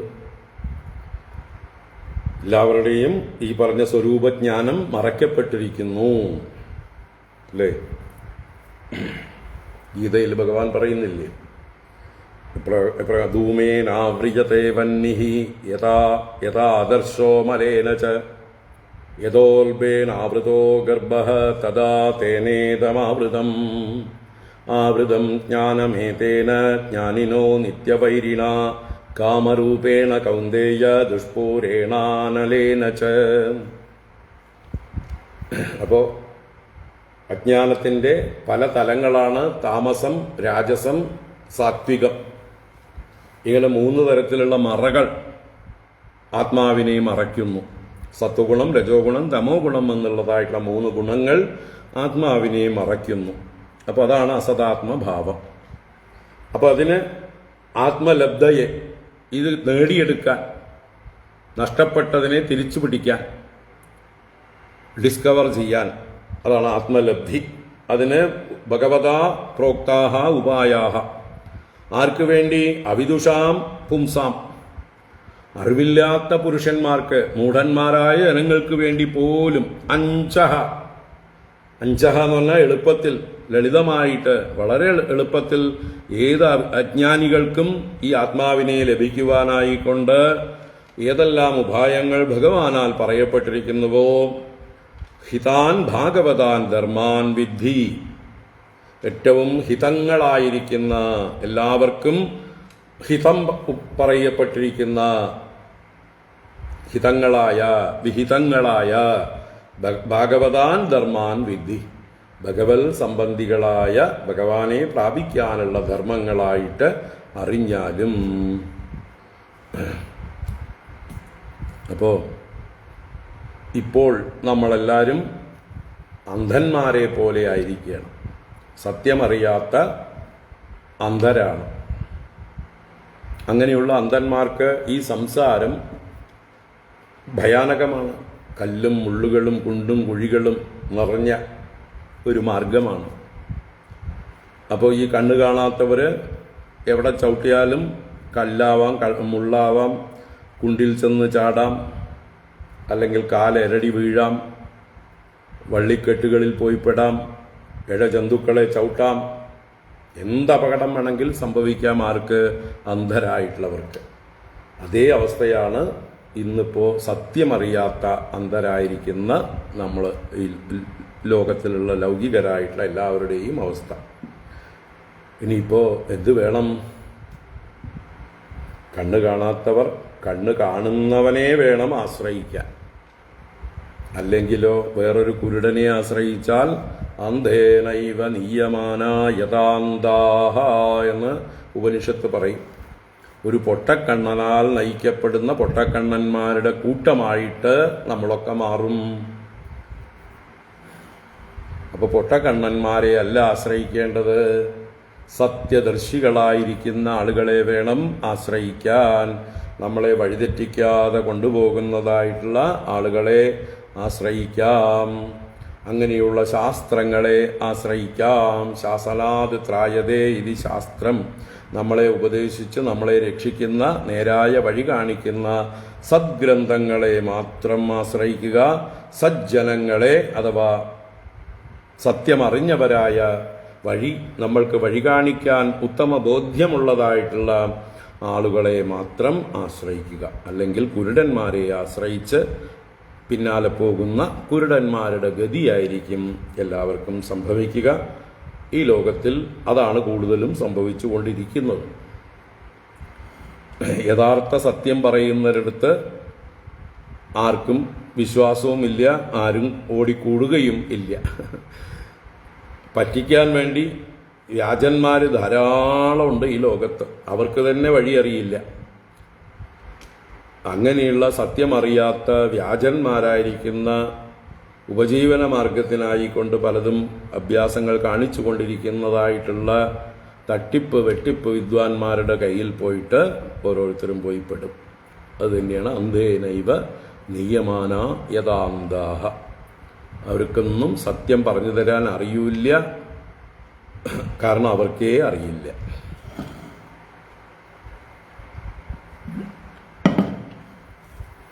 പല വഴികളിൽ നമ്മളെ ചുറ്റിച്ചുകൊണ്ടിരിക്കും.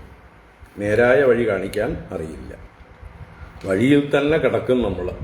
ഒരു വഴിയിൽ നിന്ന് ഒരു വഴിയിലേക്ക്, മറ്റൊരു വഴിയിലേക്ക്, അങ്ങനെ കൺഫ്യൂസ്ഡ് ആയിട്ട് ചില നഗരങ്ങളിലൊക്കെ പോയാലുള്ള ഗലികളിലൊക്കെ പോയി കഴിഞ്ഞാൽ എങ്ങനെ പുറത്തു കിടക്കണമെന്ന് അറിയാതിരിക്കും. അതുപോലെ ഒരവസ്ഥയായിരിക്കും. അപ്പം അതുകൊണ്ട് ഭഗവാനാൽ ഉപദേശിക്കപ്പെട്ട എളുപ്പമാർഗമാണ് ഭാഗവത ധർമ്മം.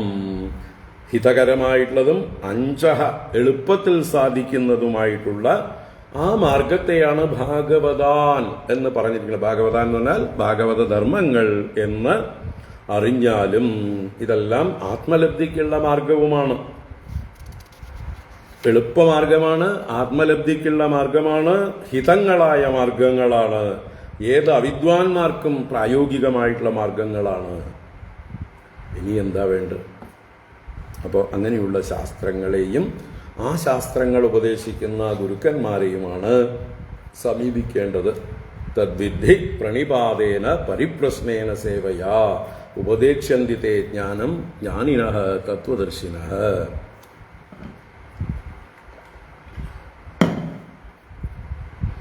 ജ്ഞാനാസ്തായ നരോ രാജൻ ന പ്രമാദ്യേത കർഹിചിത് ധാവൻ നിമില്യ വാ നേത്രേ ന സ്ഖലേത് ന പവേദിഹ.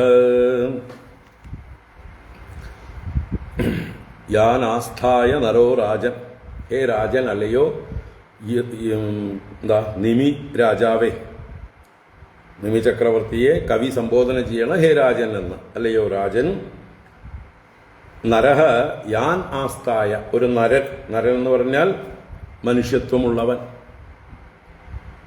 ബുദ്ധിയുള്ളവൻ, ജ്ഞാനമുള്ളവൻ, വിവേകമുള്ളവൻ എന്നൊക്കെ അർത്ഥമാണ്. നരീയത്തെ ഇതി നരഹ, നശിക്കാത്തവനാണ്, അറിവുകൊണ്ട് സ്വയം ആത്മാവാണെന്ന് അറിയാൻ ശേഷിയുള്ളവനാണ് നരൻ. അപ്പൊ യാൻ ആസ്ഥായ, യാൻ ഭാഗവതാൻ ധർമാൻ ആസ്ഥായ, ഏതൊരു ഭാഗവത ധർമ്മങ്ങളെ മുറുക്കെ പിടിച്ചുകൊണ്ട് ന പ്രമാദ്യേത കർഹിച്ചിത്, കർഹിച്ചിത് ന പ്രമാദ്യേത, ന പ്രമാദ്യേത എന്ന് പറഞ്ഞാൽ പ്രമാദത്തെ പ്രാപിക്കുകയില്ല. പ്രമാദം എന്ന് പറഞ്ഞാൽ വീഴ്ച തന്നെയാണ്.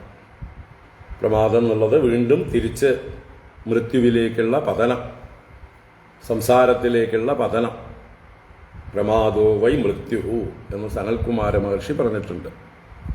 പ്രമാദം തന്നെയാണ് മൃത്യു എന്ന് പറഞ്ഞാലോ, അവനവൻ്റെ ബുദ്ധിഭ്രംശം, അലസത, ഇതിനൊക്കെയാണ് പ്രമാദം എന്ന് പറയുന്നത്. അത് മരണതുല്യമാണ്. അവനവനെ വീണ്ടും ഈ ഇതിലേക്ക് തന്നെ, സംസാരത്തിലേക്ക് തന്നെ, ശരീരബോധത്തിലേക്ക് തന്നെ തിരിച്ചു വിടും. അപ്പം അത് തിരിച്ച് വിടാൻ പാടില്ല. വഴുക്കുമരം കയറുന്നത് പോലെ ആവരുത്. അതാണ് കർഹിച്ചിത് ന പ്രമാദ്യത. ഈ ഒരു ഭാഗവത ധർമ്മത്തെ മുറുക്കെ പിടിച്ചാൽ അവൻ ഒരിക്കലും വീഴ്ച സംഭവിക്കുകയില്ല. ധാവൻ നിമീല്യവാ നേത്രേ ന സ്കലേത് ന പതേദിഹ. നേത്രേ നിമീല്യവാ ധാവന്, നേത്രേ രണ്ട് കണ്ണുകളും നിമീല്യ അടച്ചു പിടിച്ചിട്ട് ധാവൻ ഓടിയാലും ന സ്കലേത്, സ്ഖലനം സംഭവിക്കില്ല. സ്ഖലനം എന്ന് പറഞ്ഞാൽ തടഞ്ഞു വീഴലാണ് സ്ഖലനം. ന പതേദിഹ, പതിക്കുകയുമില്ല. പതിക്കുക എന്ന് പറഞ്ഞാൽ വലിയ ഗർത്തങ്ങളിലേക്ക് നേരിട്ട് വീഴുന്നത് പതനം, ഉയരത്തിൽ നിന്ന് താഴോട്ട് വീഴുന്നത് പതനവും, ഒരേ പ്ലെയിനിൽ തന്നെ തടഞ്ഞു വീഴുന്നത് സ്ഖലനവും. അങ്ങനെ രണ്ട് പ്രകാരത്തിൽ വീഴാം, സ്ഖലനം പതനം. അപ്പോൾ രണ്ടും സംഭവിക്കില്ല. ന സ്കലേത് ന പതേദിഹ. എങ്ങനെ? കണ്ണടച്ച് ഓടിയാലും എന്നാ പറയണത്. ഈ ഭാഗവത ധർമ്മത്തെ മുറുകെ പിടിച്ചുകൊണ്ട് ആരാണോ, ഏത് നരനാണോ ജീവിക്കുന്നത്, അവൻ ഒരിക്കലും പ്രമാദം സംഭവിക്കില്ല, അഥവാ വീഴ്ച സംഭവിക്കുകയില്ല. കണ്ണടച്ചോടിയാലും അവൻ പതിക്കുകയില്ല, അവൻ സ്ഖലിക്കുകയും ഇല്ല, തടഞ്ഞു വീഴുകയുമില്ല, കുഴിയിൽ പതിക്കുകയും ഇല്ല. എന്ന് പറഞ്ഞാൽ ഇവിടെ നേത്രേ നിമീല്യ എന്നുള്ളതിന് ഒരർത്ഥം, നേത്രങ്ങൾ രണ്ട് കണ്ണുകളാണ് നമുക്ക്. അത് ഏതാണ് ഇവിടുത്തെ രണ്ട് കണ്ണുകൾ എന്ന് പറഞ്ഞാൽ ശ്രുതി സ്മൃതികളാണ് രണ്ട് കണ്ണുകൾ. മനുഷ്യരെ നേരായ മാർഗത്തിൽ വെളിച്ചം കാണിക്കുന്ന, മനുഷ്യന് ഹിതം ഉപദേശിച്ചുകൊണ്ട് അവനെ ലക്ഷ്യത്തിലേക്ക് നയിക്കുന്ന രണ്ട് കണ്ണുകളാണ് ശ്രുതിയും സ്മൃതിയും. അപ്പൊ ഇവിടെ നിമീല്യ എന്ന് പറയുന്നവിടെ നിങ്ങൾക്ക് ശ്രുതിയോ സ്മൃതിയോ അറിഞ്ഞില്ലെങ്കിൽ പോലും വേദങ്ങൾ, ശ്രുതി, അതിനെ വ്യാഖ്യാനിച്ചിരിക്കുന്ന ഗ്രന്ഥങ്ങളാണ് സ്മൃതി ഗ്രന്ഥങ്ങൾ. അപ്പൊ നിങ്ങൾക്ക് ശ്രുതിയും അറിയില്ല, സ്മൃതിയും അറിയില്ല, സാരമില്ല എന്നാ പറയണം. നിങ്ങൾ ശ്രുതി സ്മൃതികൾ അഭ്യസിക്കേണ്ട കാര്യമില്ല. ഈ ഭാഗവത ധർമ്മം ഒന്ന് മനസ്സിലാക്കിയ, ഇതാണ് ഈ ഭാരതത്തിൽ നമ്മുടെ പൂർവീകരൊക്കെ അനുഷ്ഠിച്ചിരുന്നത്. എല്ലാവരും വേദം പഠിച്ചിരുന്നില്ല, എല്ലാവരും ധർമ്മശാസ്ത്രങ്ങളൊന്നും പഠിച്ചിരുന്നില്ല. കുറേയൊക്കെ പുരാണങ്ങളൊക്കെ പഠിച്ചു, കുറച്ച് സ്തോത്രങ്ങളൊക്കെ പഠിച്ചു. ഓരോരുത്തരും അവരവരുടെ സംസ്കാരത്തിനനുസരിച്ച് അവരവരുടെ പൂർവീകർ ഉപദേശിച്ചു കൊടുത്തതായിട്ടുള്ള കുറച്ച് കാര്യങ്ങളൊക്കെ അഭ്യസിച്ചു കൊണ്ടിരുന്നു. പക്ഷേ അവരുടെയൊക്കെ ഉള്ളിൽ ഈ ഒരു സംസ്കാരം ഉണ്ടായിരുന്നു. ഏത് സംസ്കാരം? ഇനി പറയാൻ പോകുന്ന ഭാഗവത ധർമ്മത്തിലെ കായേന വാച മനസേന്ദ്രിയൈർവ ബുദ്ധ്യാത്മനാവ പ്രകൃതേ സ്വഭാവ കരോമി യദ്യത് സകലം പരസ്മൈ നാരായണായേതി സമർപ്പയാമി എന്ന സംസ്കാരം. ആ ഒരു ശ്ലോകം മിക്കവാറും ഭാരതത്തിൽ എല്ലാവർക്കും പണ്ടറിയുമായിരുന്നു. ഇന്നത്തെ കാര്യം കഷ്ടമാണ്. ഇന്ന് അച്ഛനമ്മമാർക്ക് അറിഞ്ഞാലല്ലേ മക്കൾക്ക് പറഞ്ഞു കൊടുക്കാൻ പറ്റുള്ളൂ. മക്കൾ കേട്ടിട്ട് പോലും ഉണ്ടാവില്ല. ജീവിതത്തിൽ ഒരിക്കലും കേൾക്കാത്ത പാവം നിർഭാഗ്യവാന്മാരായ എത്ര മക്കളാണുള്ളത്. അച്ഛനമ്മമാര് ഒരു നല്ല കാര്യം ഉപദേശിച്ചു കൊടുക്കാത്ത എത്ര കുട്ടികളാണ് ഇപ്പോൾ വളർന്നു വന്നുകൊണ്ടിരിക്കുന്നത്. അതിന് കുട്ടികളെ പറഞ്ഞിട്ട് കാര്യമില്ല, അച്ഛനമ്മമാരെ വേണം പറയാൻ. അച്ഛനമ്മമാരെ പറയണമെങ്കിൽ അവരുടെ അച്ഛനമ്മമാരെ പറയേണ്ടി വരും. ചിലപ്പോൾ ഇവർക്ക് നേരിട്ടൊന്നും ഉപദേശിച്ചിട്ടുണ്ടാവില്ല. അപ്പോൾ കണ്ണടച്ച് ഓടുക എന്ന് പറഞ്ഞാൽ ശ്രുതിസ്മൃതികളൊന്നും നിങ്ങൾ പഠിക്കേണ്ടതില്ല. ഈ ഒരു ബേസിക് ആയിട്ടുള്ള ഒരു സിദ്ധാന്തം, ഒരു തിയറി, ഇതൊന്ന് ഗ്രഹിച്ചു വെച്ചാൽ മതി. ഈ ഭാഗവത ധർമ്മം എന്താണെന്ന് ഗ്രഹിച്ചു വെച്ചാൽ മതി. അത് കുട്ടിക്കാലത്ത് തന്നെ കുട്ടികളെ പറഞ്ഞ് ശീലിപ്പിക്കണം. എല്ലാം നമ്മൾ ചെയ്യുന്നതെല്ലാം സർവജ്ഞനും സർവവ്യാപിയും സർവാന്തര്യാമിയുമായിരിക്കുന്ന ഈശ്വരൻ കാണുന്നുണ്ട്, അറിയുന്നുണ്ട്. അതുകൊണ്ട് നമ്മൾ ആരെയും കണ്ണ് വെട്ടിച്ചുകൊണ്ട് എന്ത് പാപം ചെയ്താലും അതിൻ്റെ ദുരിതങ്ങൾ അനുഭവിക്കേണ്ടി വരും. നിങ്ങൾ ചെയ്യുന്ന സൽക്കർമ്മങ്ങൾ ആരും കണ്ടില്ലെങ്കിലും കാണേണ്ട ആൾ കാണുന്നുണ്ട്. നിങ്ങൾക്ക് അതിൻ്റെ ഫലം സുഖം ആയിട്ട് നിങ്ങൾക്ക് വന്നു ചേരും. നിങ്ങളുടെ ജീവിതം അവസാനമായി ഈശ്വരനെ സാക്ഷാത്കരിക്കാനുള്ളതായിട്ട് ഉള്ള ബോധം ഈ നിരന്തരമായിട്ടുള്ള ഈ സന്മാർഗത്തിൽ ഭാഗവത ധർമ്മം അനുഷ്ഠിച്ചുകൊണ്ട് ജീവിച്ചാൽ നിങ്ങൾക്കതിനുള്ള വഴികൾ വന്നു ചേരും എന്ന് കുട്ടികൾക്ക് പറഞ്ഞു കൊടുക്കണം. അപ്പോൾ ഈ ഒരു ഭാഗവത ധർമ്മം അത് തന്നെയാണ് മറ്റേ ഭഗവത്ഗീതയിൽ കർമ്മയോഗം അല്ലെങ്കിൽ യജ്ഞകർമ്മം എന്ന് പറയുന്നത്. അത് തന്നെയാണ് വേദഭാഷയിൽ പ്രവൃത്തിധർമ്മം എന്ന് പറയുന്നത്. ഈ ഭാഗവത ധർമ്മം എന്നുള്ളത് പ്രവൃത്തിധർമ്മം തന്നെയാണ്, കർമ്മയോഗമാണ്. ചെയ്യുന്നതെല്ലാം ഈശ്വരാർപ്പണമായി ചെയ്യുക. സ്വൽപ്പമപ്യസ്യ ധർമ്മസ്യ ത്രായതേ മഹതോ ഭയാത്. സ്വൽപ്പമപ്യസ്യ ധർമ്മസ്യ അസ്യ ധർമ്മസ്യ സ്വൽപ്പമപി, ഈ ഭാഗവത ധർമ്മത്തിന്റെ അല്പമപി മഹതോ ഭയാത് ത്രായതേ, നിങ്ങളെ മരണഭയത്തിൽ നിന്ന് പോലും ത്രാണനം ചെയ്യുന്നു. അതുകൊണ്ട് ഈ ധർമ്മം, ഈ ഭാഗവത ധർമ്മം, ഭഗവത്ഗീതയിലെ കർമ്മയോഗം, യജ്ഞകർമ്മം എന്നെല്ലാം പറയുന്നതായിട്ടുള്ള ആ കർമ്മങ്ങളെ ഭഗവാനിൽ അർപ്പിച്ചുകൊണ്ട് ചെയ്യുക. അതാണ് അടുത്ത ശ്ലോകം. കായേന വാചാ മനസേന്ദ്രിയൈർവാ ബുദ്ധ്യാത്മനാ വാ പ്രകൃതേ സ്വഭാവാത് കരോതി യദ്യത് സകലം പരസ്മൈ നാരായണായേതി സമർപ്പയേത്തത്. കായേന വാചാ മനസേന്ദ്രിയൈർവാ ബുദ്ധ്യാത്മനാ വാനുസൃത സ്വഭാവാത് കരോതി യദ്യത് സകലം പരസ്മൈ നാരായണായേതി സമർപ്പയേത്തത്. ഇത് നാളെ പറ്റിയാൽ കാണാം. വൈകിട്ടില്ല, വൈകിട്ട് പുറത്തൊരു പ്രോഗ്രാം, നാളെ രാവിലെ നേരത്തെ ഒരു പ്രോഗ്രാം,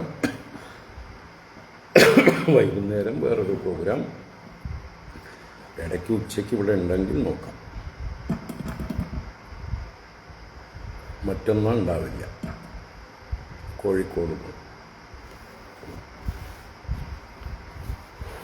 വീണ്ടും കായേന വാചാ മനസേന്ദ്രിയൈർവാ ബുദ്ധ്യാത്മനാ വാ പ്രകൃതേ സ്വഭാവാത് കരോമി യദ്യത് സകലം പരസ്മൈ നാരായണായേതി സമർപ്പയാമി. ഓം ശാന്തി ശാന്തി ശാന്തി. ഹരി ഓം. ശ്രീ ഗുരുഭ്യോ നമഃ. ഹരി ഓം. എല്ലാവർക്കും ശുഭദിനം വേണ്ടും.